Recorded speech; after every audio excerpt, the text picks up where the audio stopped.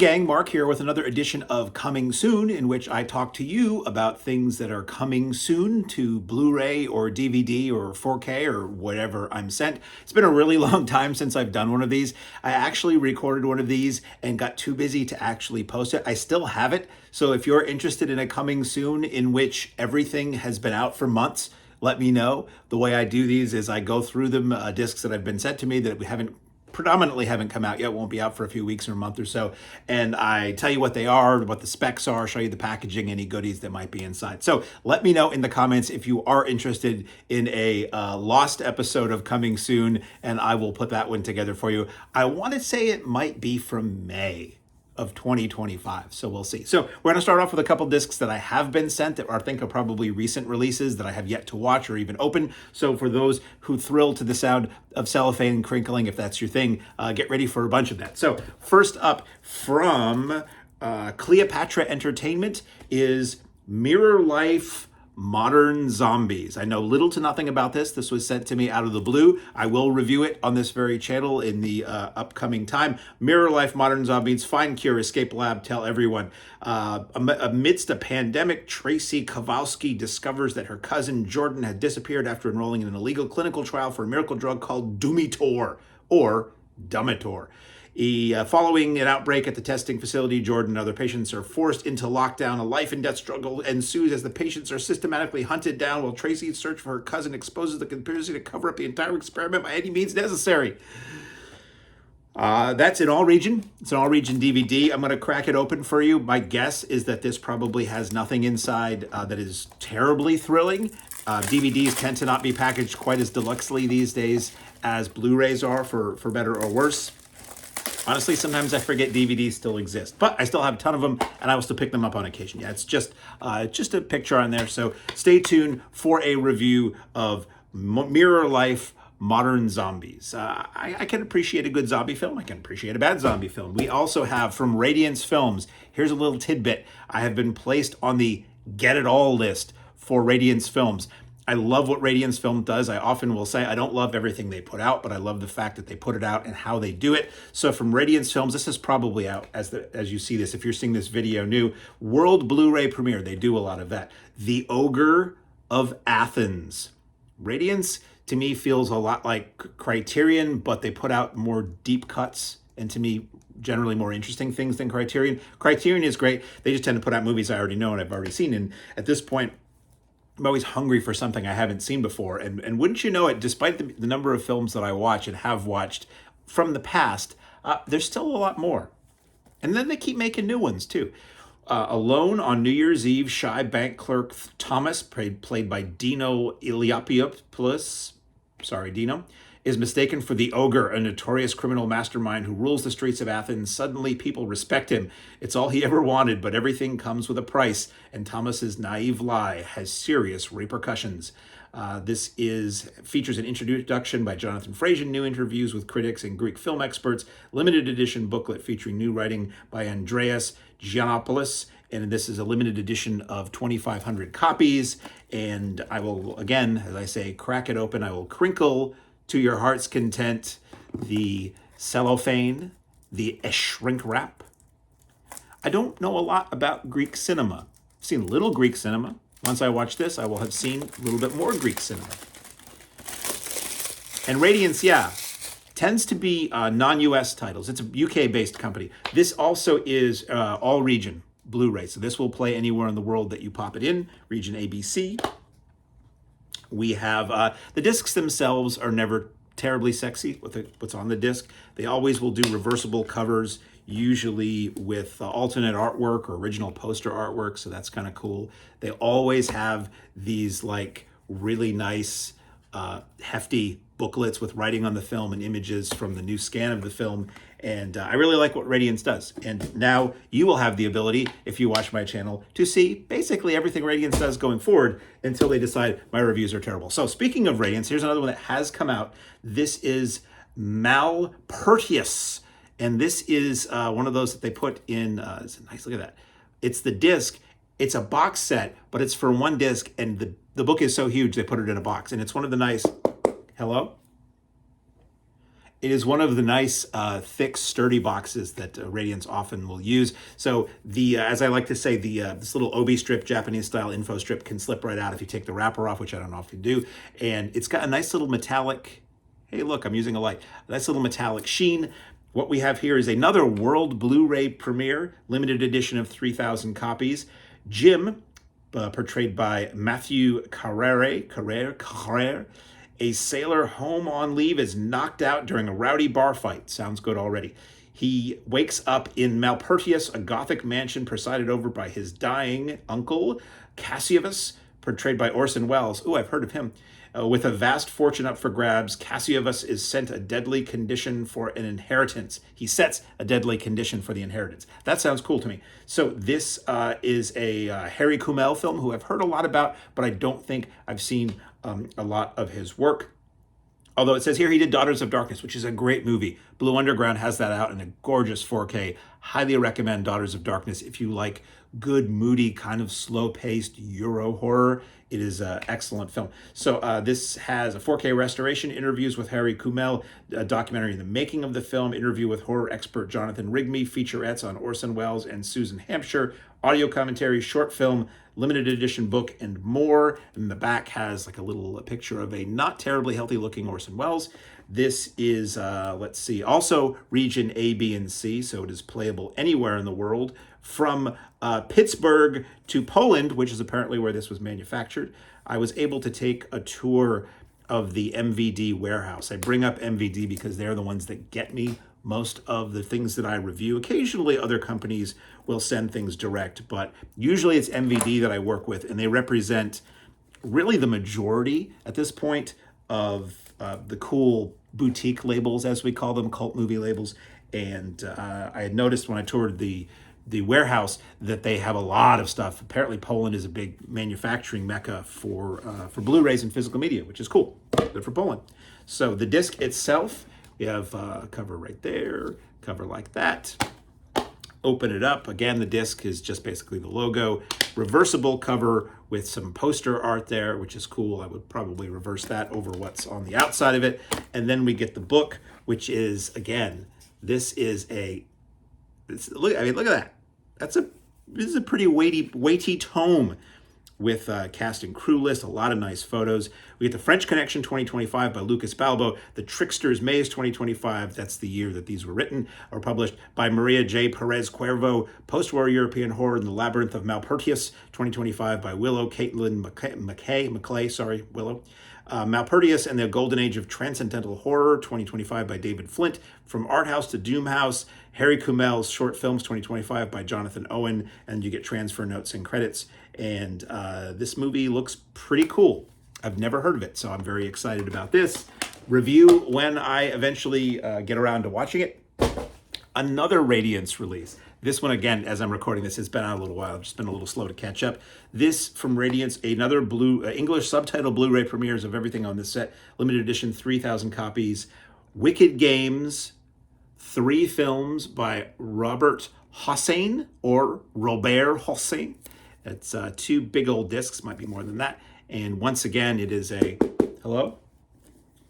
Hardcover, nice hard shell there.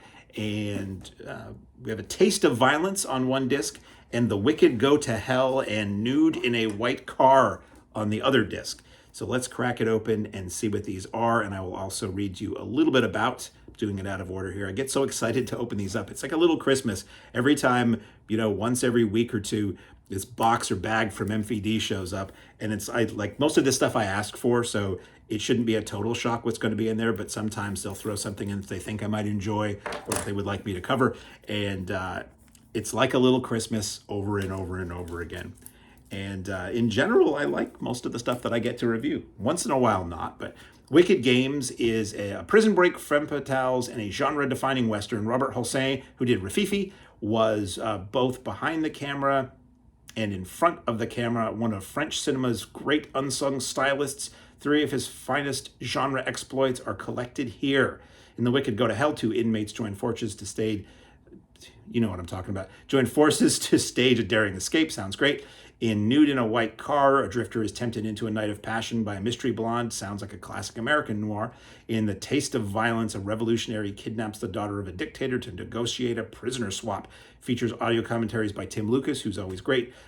Mario Bava's biographer, film writer and commentator extraordinaire, and impresario behind the late great lamented because it's not around anymore, Video Watchdog. Appreciation by Alex Cox, Sam Deegan on The Femme Fatale, C. Courtney Joyner on Zapata Westerns, booklet featuring writing by Walter Chow, Hossein, and more. The lineup of commentators here is pretty stellar.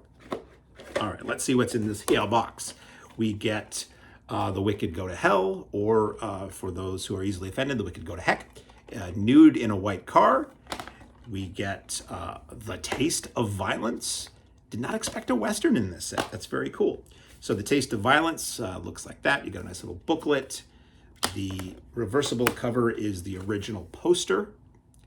And then we got to try to put this stuff away a little bit. Otherwise, it's just going to be a pile of discs at my feet. And I like to take care of my stuff. So nice little booklet. And when I say little, I mean hefty, featuring writing by, let's see, who do we have here? We have writing by, that's cast and crew. Robert Hossein's is A Cinema of Reluctance by Walter Chaw.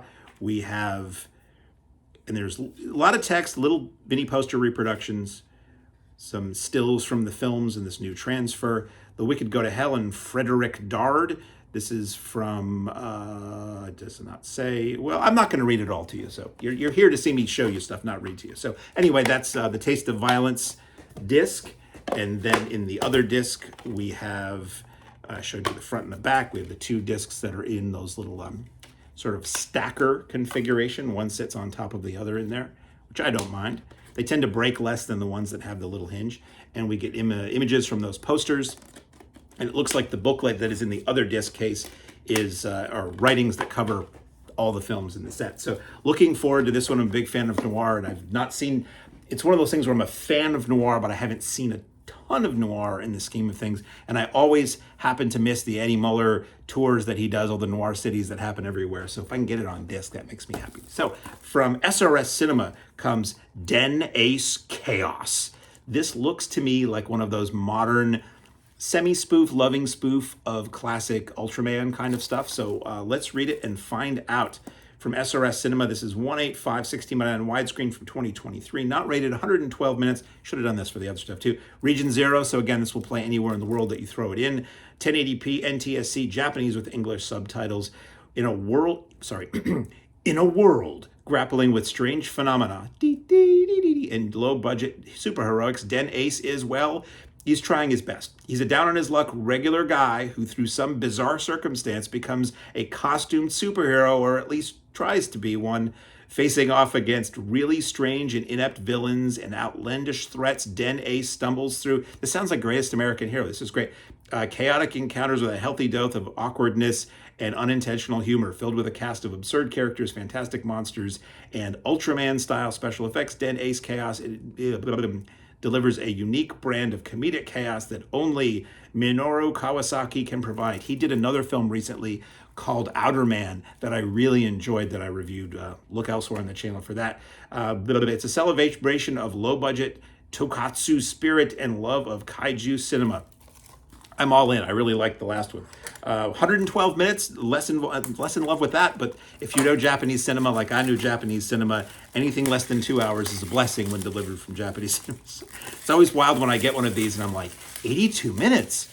Is this a short film? So you open it up, and it's nothing special, just the image on there again. But I love that SRS Cinema is putting this stuff out. They released, was it Space Monster Kawagangi, something like that, a very rare South Korean kaiju film, which was a lot of fun. And then they put a lot of this new kaiju stuff out too, so or more recent kaiju stuff. So, okay, this is all stuff, starting with that has yet to come out as I record this, stuff that I just got the other day. From, again, Radiance Films comes Splendid Outing, a film by Kim Soo-young. This is a film that I'm not familiar with. This is a world Blu-ray premiere, as they tend to be, limited edition, 2,500 copies, following a dream about her dead twin sister, corporate tycoon Gong Do-hee, portrayed by Yoon Jong-hee from Poetry, takes a drive to the seaside, but her splendid outing becomes a nightmare nightmarish one when she is kidnapped and forced to live with an island fisherman who insists she is his runaway wife. Yikes.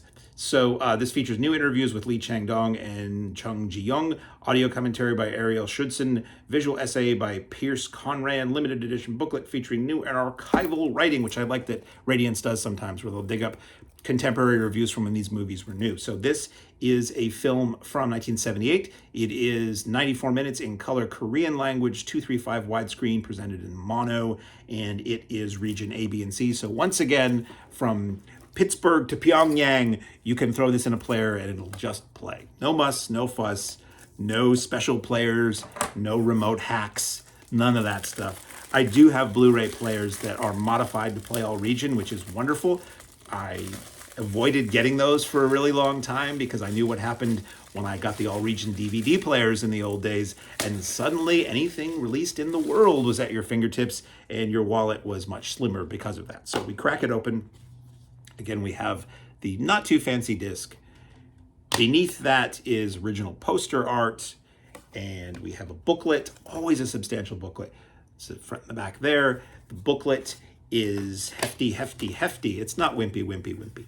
It's, look, you can judge the page count from that. Some nice images from the transfer, and let's look at the table of contents. We have cast and crew listing, Splendid Outing, or An Outing in Search of Myself 2025 by Chonghwa Chung, excerpt from Kim Soo-young's My Love Cinema from 2005 by Kim Soo-young, Slipping Through the Jaws of Censorship, the Contemporary Reception of Splendid Outing 2025 by Pierce Conran, and then transfer notes and such. So that is Korean drama.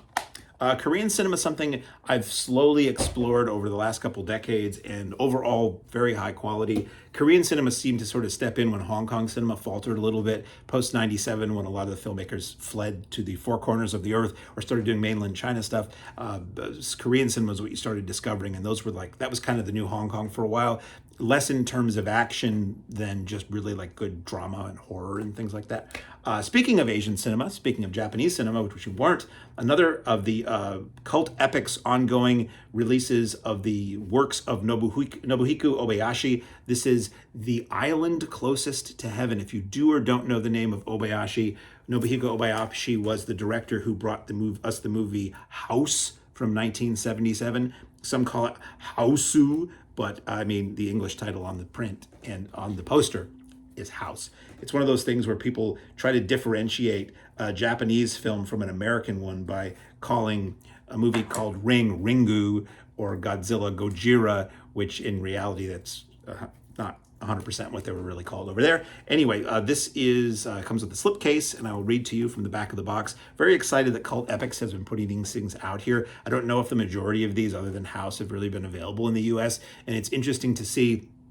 Unfortunately, if you only know House, you kind of judge everything else against House, which I'm guilty of. So when I watch these melodramas, that very heartfelt human melodramas that Obayashi made, I'm like, where's the crazy cat with the glowing eyes? Where's the dissevered heads? Where's the crazy cartoon stuff? Some of the movies have a little of that. Some of them have a little bit more of that. And some have none whatsoever. So you kind of have to just temper your expectations when you watch these, that you're not going to get House again. House is very unique. It stands pretty much alone. Based on Katsura Morimura's, again, if I haven't said it already, I'm going to mangle most names when I read them.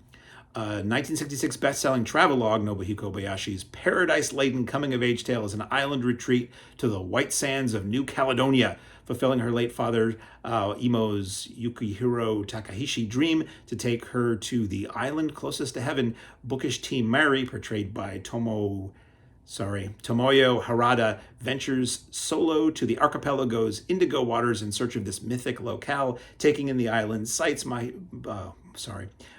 Mary journeys off the beaten path, befriending a host of friendly locals in the process, from islander Taro to the footloose tour guide Yuichi. One of Obayashi's breeziest features, filled with a sense of old-school Hollywood romanticism, The Island Closest to Heaven forms an affecting portrait of a young girl's journey of self-discovery and her own piece of heaven deep within, not on a train journey from Milan to Minsk. That's my asterisk. So special features, high definition transfer. It's a Blu-ray, I would hope so.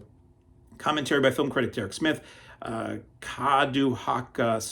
and Obayashi. Visual essay by Alex Pratt. Tomoyo Hadranda's 28 Days in Caledonia, The Making of the Island Closest to Heaven, theatrical trailers, new and improved English subtitles, which we always appreciate. New slipcase designed by Sam Smith, reversible cover with original Japanese poster art. This is Japanese from 1984. It is approximately 103 minutes long. Japanese language with optional English subtitles. Audio is LPCM 2.0 mono. That stuff never means anything to me. I just got a sound bar on my TV, which doesn't work, so I'm just relying on a 4K HD TV screen's built-in speakers, so anything other than mono really doesn't do much for me. DTS HD MA 2.0 mono, aspect ratio 1:8:5, and it is in color. This is not rated, and it is region, does it say? Well, it doesn't say, so region A at the very least. So the slipcase,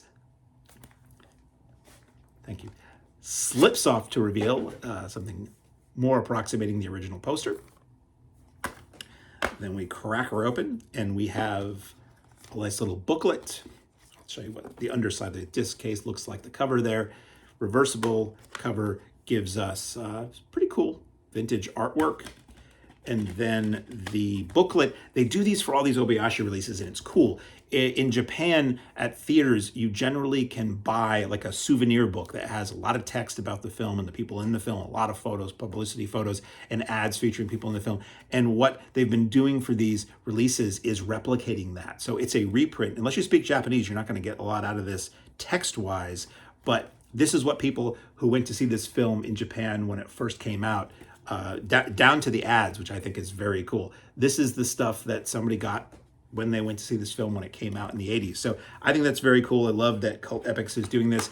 As I said, like with the Radiance stuff, I don't love all of these movies, but it's very cool to be able to see them. So up next, speaking of Asian cinema, it is like a new golden age for Asian cinema on Blu-ray, by the way, right now. Like, things were really good for a while in the DVD era, and then it seemed to peter out, and there was all this talk. I'll say this a million times because I'm just so happy it's not true. There was all this talk that, well, you know, a lot of the classic Hong Kong stuff or Shaw Brothers or whatever is never going to come out on Blu-ray because they never kept the masters or they didn't take care of the original materials.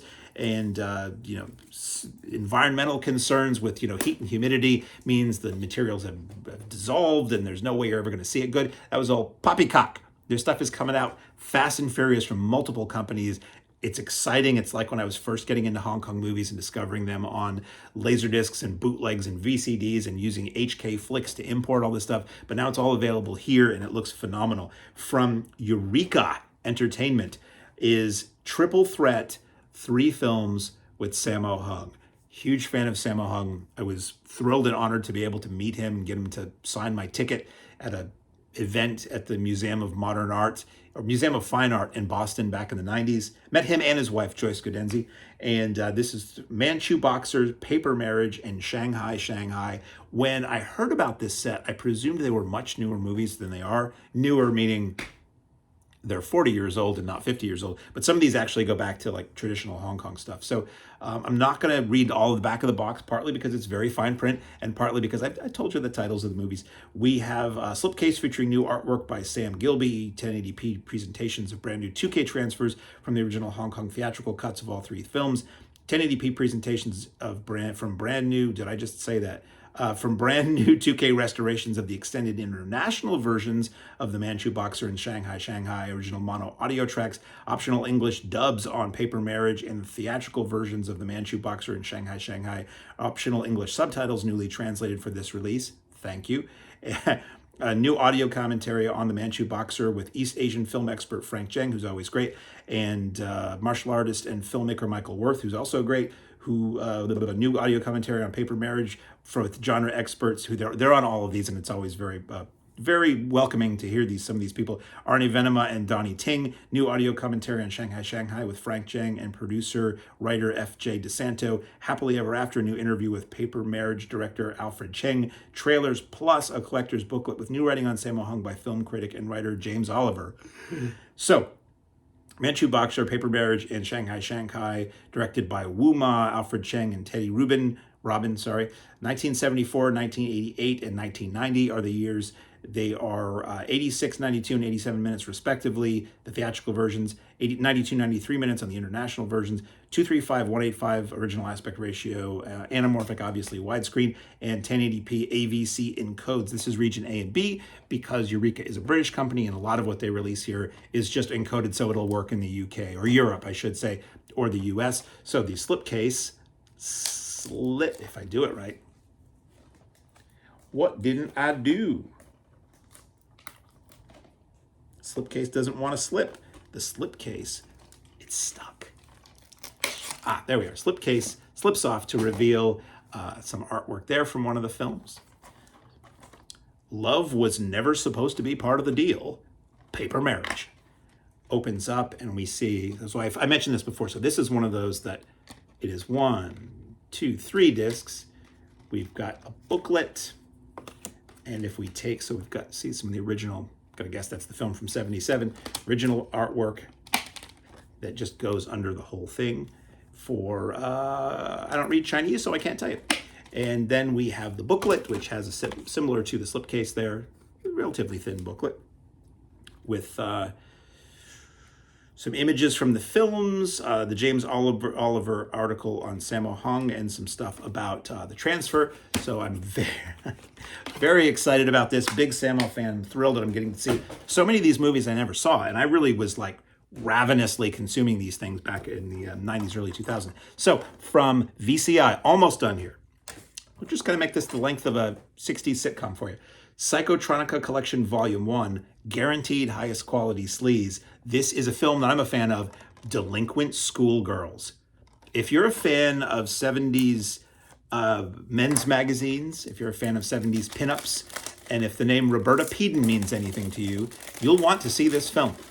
I think this is the only legit film she was ever in, and it's a lot of fun. I'll tell you the basic story. I'm not going to read from the back because I remember it. The basic story is that 3 hardened criminals, played by Michael Pataki, who you would recognize, played by, I can't remember his last name, Johnny, where is it? Is it on here?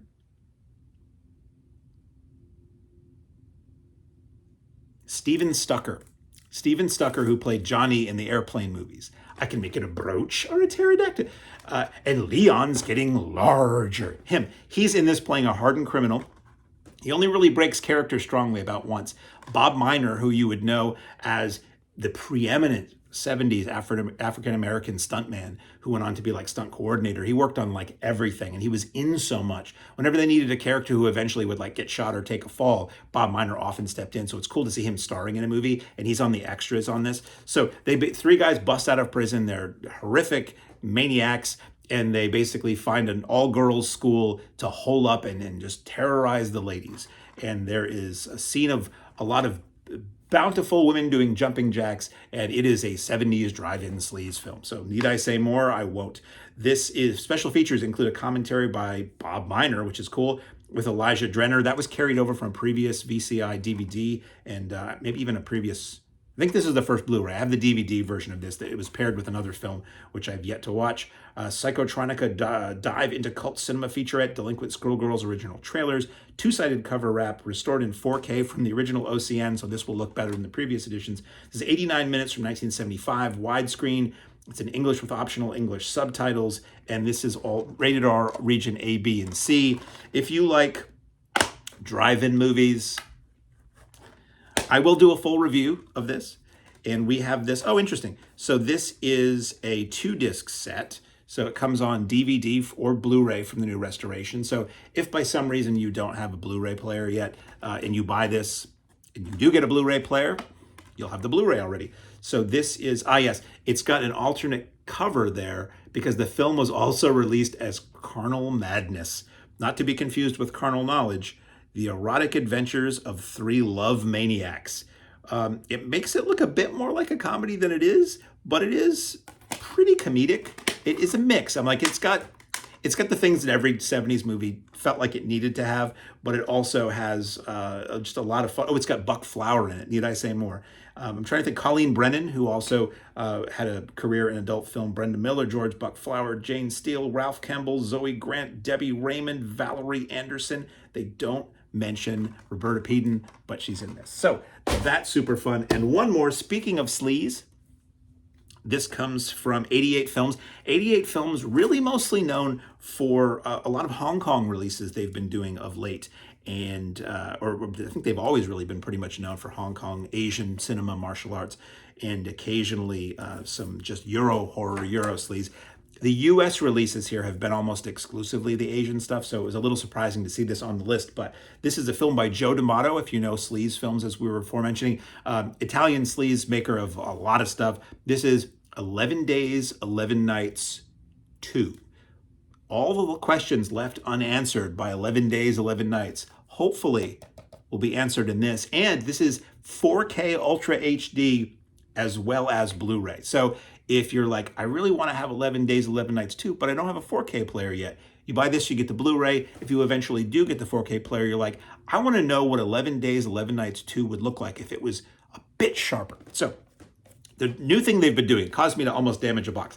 The slip cases here, they actually have a flap on the bottom now, and it's just like it's like a top loader, so they slide out the top. But let's see, from softcore master Joe D'Amato comes this solid entry into his erotic movie canon and this steamy tale of desire. This is something I remember seeing, this or the original, on Cinemax After Dark one Friday night as a youth. It's a steamy tale of desire and money. A young woman named Sarah, played by Christine Rose, has to act as an executor for the will of her ex-lover Lionel Durrington, played by James Jackson. I'm glad they put his last name on the back here. To ensure that the heir is an honorable and worthy, she must work her way through all of them to decide where the fortune must go. I'm paraphrasing here because my reading out loud skills, as you may have noticed over the last 31 minutes, are terrible. But as she meets and sleeps with each one, she uncovers dark family secrets, shot in classic 80s soft focus and containing a pounding soundtrack. It's probably not the only thing that's pounding in this film. The movie contains some incredibly inventive setups. This is smooth erotica created for the more discerning fans of the genre. Features include a brand new 4K transfer from the original negatives, presented in ultra high definition 2160p in 1:6:6 aspect ratio, presented in Dolby Vision high dynamic range. I love that this kind of stuff is getting this treatment. There's an HD Blu-ray in 1:6:6, English 2.0 LPCM mono with optional English subtitles, Italian 2.0 LPCM mono with newly translated English subtitles. I'm sorry, the English soundtrack had optional English SDH subtitles. Audio commentary by Italian cinema experts Eugenio Ercolani and Nanni Cobretti, who I just listened to on another commentary yesterday. Filmarage from Dawn Till Dusk, an interview with dubbing director Mark Thompson Ashworth. I love that kind of stuff. Nobody talks about that kind of stuff enough. 7 Notes, 11 Nights, an interview with composer Piero Montiani. Sorry, Piero. Eros in the Plastic Age, an interview with music historian Pier Paolo De Sanctis, who is one of the guys who runs Four Flies Records, who I was able to meet when I was in Rome a couple of years ago, and was incredibly nice and generous and gave us a tour and let us buy records right from their archive, and it was fantastic. So very excited to see him start showing up on these 88 Euro sleeves releases. Italian opening and closing titles, reversible sleeve featuring new art by Sean Longmore, an original Italian poster. There's a 2-disc set, 4K Ultra HD on one disc, Blu-ray on the other. It is 92 minutes. This is an all-region Blu-ray, so from Rome to Rochester, this will work for you. It is 1:6:6, as I mentioned, and yeah, region A, B, and C. So let's look at it. What it looks like. We're not going to go an hour, I swear to God. So looks just like, looks just too hot to handle. Also too cold to hold. This is front and back. Crack it open. We get, that's what that looks like there. It's one of these flippers that I was talking about. We have the, and I will show you the reversible sleeve for completion. This movie's about anything. It's coming to completion. Softcore Shenanigans, Italian style by Colin Waddell. And it's a relatively slim booklet, but it's there and it's saucy and sassy.